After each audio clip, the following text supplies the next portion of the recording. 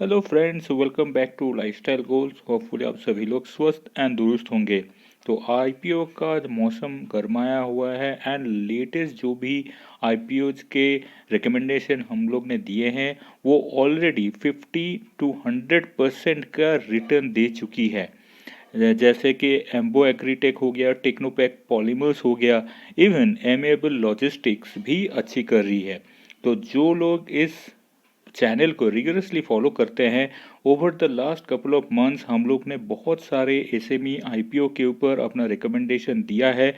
आपको बोला कि कौन से प्राइस में इसमें एंटर करना चाहिए, एग्जिट करना चाहिए, वैल्यूएशन कैसा है।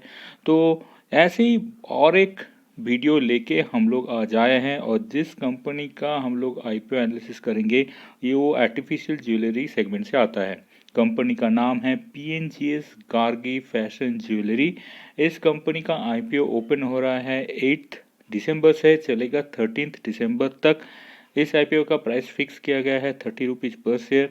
फ्रेश इशू आ रहा है 26 लाख शेयर्स का, जिसके थ्रू ये लोग 7.8 करोड़ रुपीज़ मार्केट से रेज करना चाहेंगे। मिनिमम बिड लॉट है 4000 शेयर्स का। इसका मतलब है अगर आप बिड करते हो तो आपका 1,20,000 रुपीज़ लॉक इन रहेगा। फेस वैल्यू है 10 रुपीज़ पर शेयर का। रिटेल एलोकेशन है 50% एंड कंपनी का लिस्टिंग होगा बीएससी एसएमई एक्सचेंज पे। इसी कंपनी के आईपीओ के और भी इंपॉर्टेंट डेट्स थोड़ा देख लेते हैं। तो finalisation of basis of allotment होगा 16 दिसंबर को। इनिशिएशन ऑफ रिफंड शुरू होगा 19 दिसंबर से। Transfer of shares to demat account शुरू होगा 20 दिसंबर 2022 से। एंड पीएनजीएस गार्गी आईपीओ का लिस्टिंग डेट है 21 दिसंबर 2022। तो कंपनी के बारे में और थोड़ा डिटेल्स में जान लेते हैं। तो this company is engaged in retail business of custom and fashion jewellery under the brand name of Gargi by PN Gadgil and sons. ये जो कंपनी का ब्रांड लॉन्च हुआ था 2021 में, ये डील करती है 92.5% certified sterling silver jewellery, brass jewellery, idols and other silverware and related gift items में। मेन जो प्रोडक्ट्स हैं वो है ear rings, necklace, pendants, chains, finger rings, bracelets and even gents के लिए भी ये लोग rings, cufflinks, button set and ऐसे टाइप के बहुत सारे एक्सेसरीज भी ये लोग सेल करते हैं। इस कंपनी के ऑलमोस्ट 30 शोरूम्स हैं across the states of Maharashtra, Gujarat and Karnataka. Company का जो भी इशू आ रहा है उसमें से ऑलमोस्ट 5.5 करोड़ जाएगा funding of working capital requirement, 1.77 crore जाएगा जनरल कॉरपोरेट पर्पस में। कंपनी के जो मेन प्रमोटर्स हैं वो है mister Govind Bishwanath Gadgil and missus Renu Govind Gadgil, जिनके पास almost 89% of the company stake है। कंपनी का ब्रीफ फिनेंशियल्स थोड़ा देख लेते हैं। एज आई सेड, कंपनी का जो मेन ब्रांड है वो लॉन्च हुआ था 2021 में।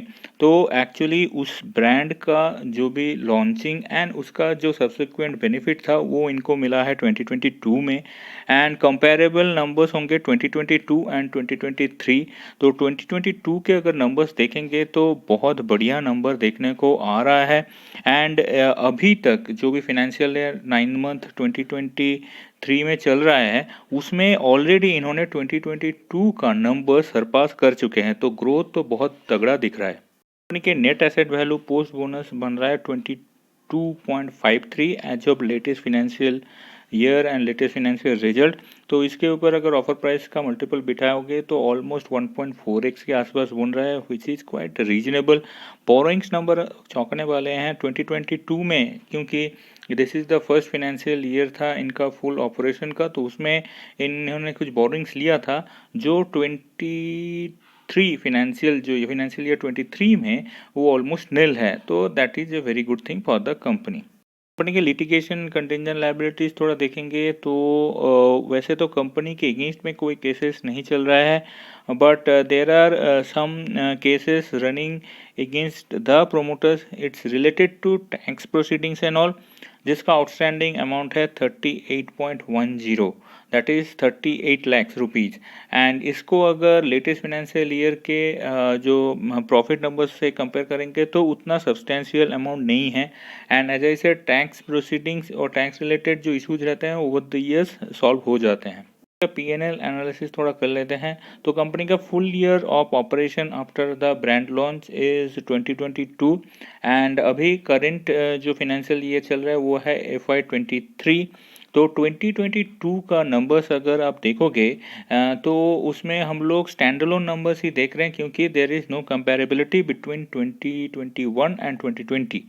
तो 2022 में इनका ग्रॉस मार्जिन था ऑलमोस्ट 25% एंड इनका जो एबिटा मार्जिन बन रहा था वो भी 20% के आसपास एंड इनका पैट मार्जिन था ऑलमोस्ट 18 to 19%।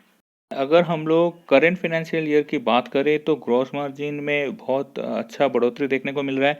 वो ऑलमोस्ट 35-40% के आसपास लग गया है and EBITDA margin 25% and PAT margin almost 20% के आसपास है, which is a good margin scenario for this company.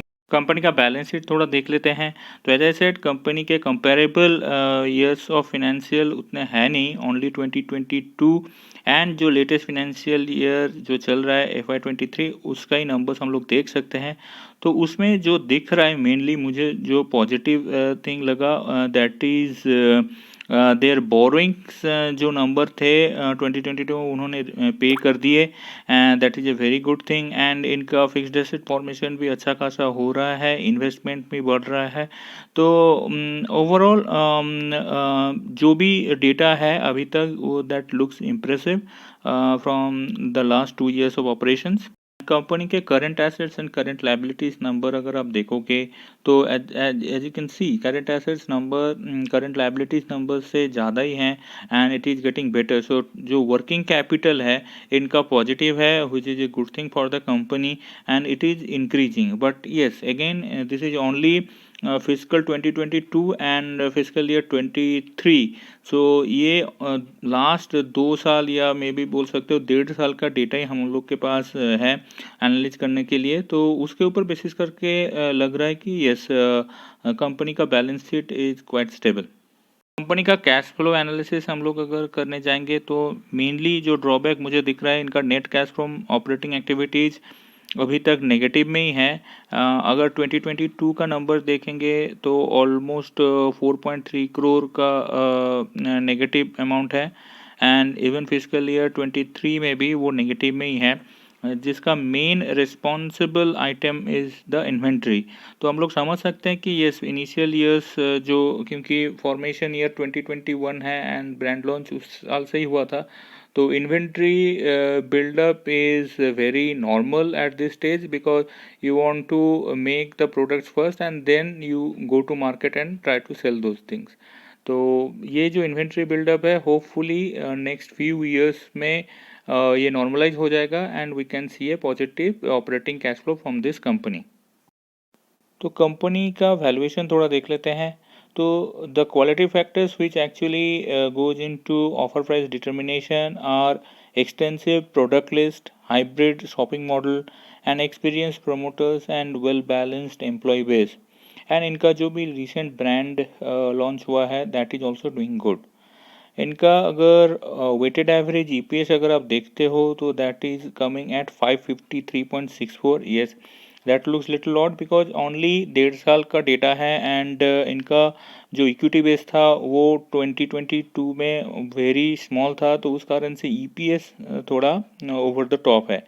तो उस कारण से हम लोग पी रेशियो या अदर रेशियो वैसे कंपेयर नहीं कर पाएंगे क्योंकि 1.5 साल का ही ऑपरेशन है। Let this company be listed and then एक फुल 2 to 3 years का फाइनेंशियल्स अगर आ जाता है then we can analyse this company's valuation properly. Otherwise you can see their P based on weighted average EPS आ रहा है 0.15 which is ridiculous because yes the full operations are not yet stabilised, इसीलिए equity base भी कम है and EPS भी over the top है।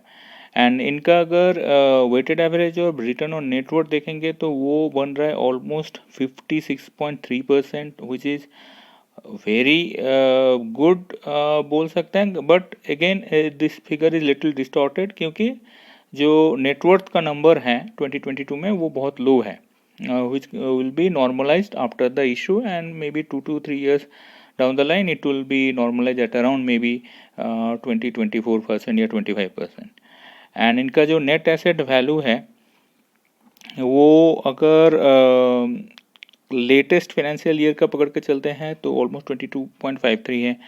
And as I said इनका इशू प्राइस है 30 रुपीज़, तो 1.4x के आसपास इनका इशू प्राइस का मल्टीपल. तो उस हिसाब से वैल्यूएशन अगर नैप के ऊपर करते हैं तो वैल्यूएशन रीजनेबल लग रही है.